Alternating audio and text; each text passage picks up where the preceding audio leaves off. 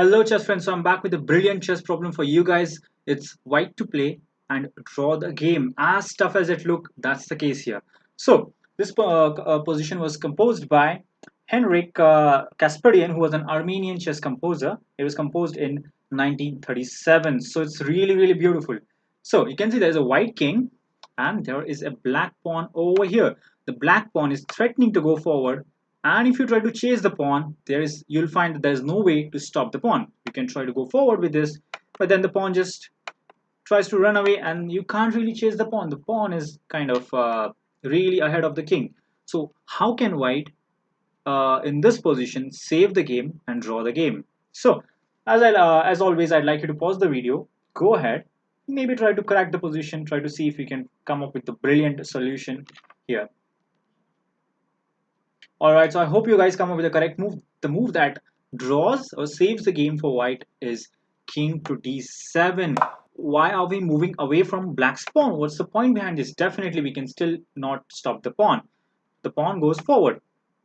Well, we'll also look at king to a7 in a while. Let's look at the main line first. So after h5, our idea is to go king to c7.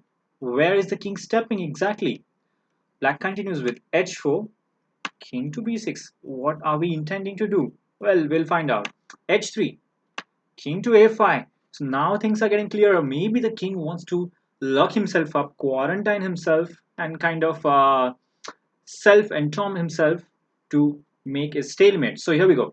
h2 played in this position. And now we start to quarantine ourselves. We start to block all the squares around the white king. We start with b6. So promotes. Okay, we're going to continue with b5. There are still some squares for the king. Obviously there are two pawns and black can actually attack those pawns with queen to a1, attacking both the pawns. Is white losing the game? No, in fact we can simply play pawn to a4, and it turns out that he cannot take the pawn, because if he takes the pawn on b2, you'll find out that that is a stalemate. White king is perfectly in time. He has entombed himself completely, and that's a stalemate. Going back, he doesn't have to take the pawn. He can move his king perhaps to b8, or he can even move the queen. Let's say queen e1 check. But then comes b4, and again we have a beautiful stalemate on the board. The king has completely entombed himself. The only way to avoid stalemate is to capture on b4, but you don't want to do that because after king takes, it is white who will win the game. So going back, this was a really beautiful continuation, but of course there are other variations in the position. For example, after h3, king a5, instead of playing h2, he can also choose to play the cunning b6.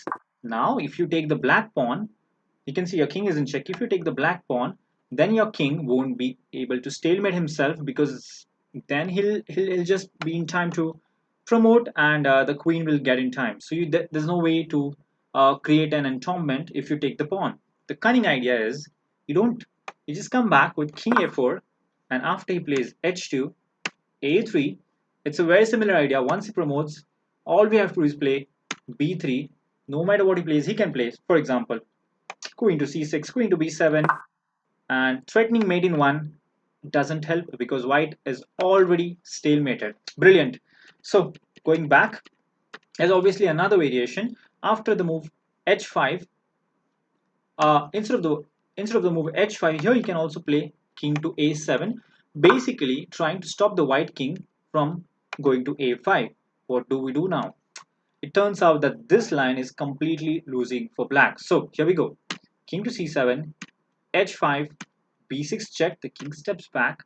Now you go a4, there's a race, h4, a5, h3. The only thing is that this king is very badly placed, and it turns out that black is losing here. So h2, sorry, a6, that has to be taken obviously because white was threatening to take with a checkmate, so it has to be captured. And now comes the b pawn running wildly, and king a7.